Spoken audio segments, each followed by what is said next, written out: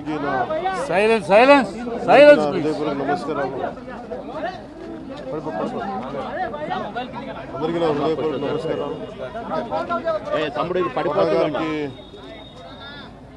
మరణం చాలా బాధ కలిగించింది. ఇప్పుడు బాబు మోహన్ గారు కానీ కోటా గారు కానీ ఇద్దరు ఇప్పుడు యాదృచ్ఛికంగా వారు కూడా ఇక్కడ ఉండటం జరిగింది.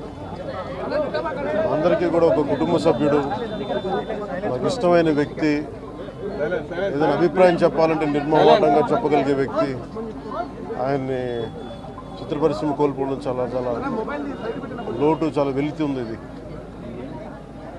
లాస్ట్ మేము అథారిటీ దారేది యాక్ట్ చేసేటప్పుడు కూడా ఆయన నాకు ప్రత్యేకించి ఒకటే చెప్పారు, మీరు ఇబ్బంది పడుతున్నారంటే నేను చనిపోయే వరకు యాక్టింగ్ చేయాలనుకుంటున్నాను.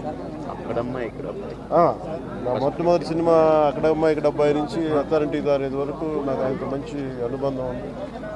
ఇప్పుడు 10 మంది బాగును ఆకాంక్షించేవాళ్ళు.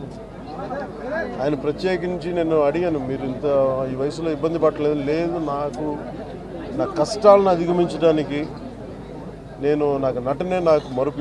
నాకు చాలా ఇదిగా చెప్పారు, నాకు బాగా కదిలించేసింది. అలాంటి వ్యక్తి ఎంతమంది పరిణి చెందిన నటులు ఉన్నా కానీ ఆయన విశిష్టమైన శైలి, గొప్ప నటులు. ముఖ్యంగా బాబు మోహన్ గారు, ఆయన కాంబినేషన్ మటుకు మేమందరం విపరీతంగా ఎంజాయ్ చేసేవాళ్ళం. అలాంటి వ్యక్తి ఈరోజు మేము కోల్పోవడం నిజంగా చాలా బాధ కలిగించింది. మనస్ఫూర్తిగా వారి కుటుంబ సభ్యులకి మనస్ఫూర్తిగా నా సానుభూతిని తెలియజేస్తూ వారి ఆత్మకి శాంతి చేకూరాలని మనస్ఫూర్తిగా ఆకాంక్షిస్తున్నాను, మనస్ఫూర్తిగా ప్రార్థిస్తున్నాను.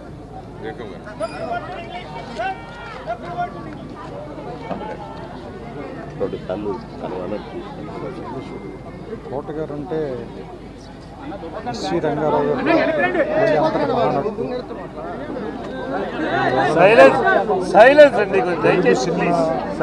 క్యారెక్టర్ నటుల్లో చరిత్ర ముగిసిపోయిందని నేను భావిస్తున్నాను. నాకు I feel like father figure. అంత గొప్ప నటుడిని కెమెరా వెనకాల నుంచి చూసే అదృష్టం నాకు చాలాసార్లు ఆయనతో పనిచేసే అవకాశం దొరికింది. నేను చాలా అదృష్టంగా భావిస్తున్నాను. వ్యక్తిగతంగా కూడా ఆయనతో నాకు చాలా పరిచయం. ఆయన ఇంటికి కూడా రావటం, సినిమా షూటింగ్ లేని సమయంలో కూడా ఆయనతో మాట్లాడటం నిజంగా చాలా బాధాకరమైన. ఆయన ఆత్మకి శాంతి కలిగాలని, ఆయన కుటుంబానికి నా సానుభూతిని ప్రయత్నిస్తాను, నా భగవంతుని ప్రార్థిస్తాను.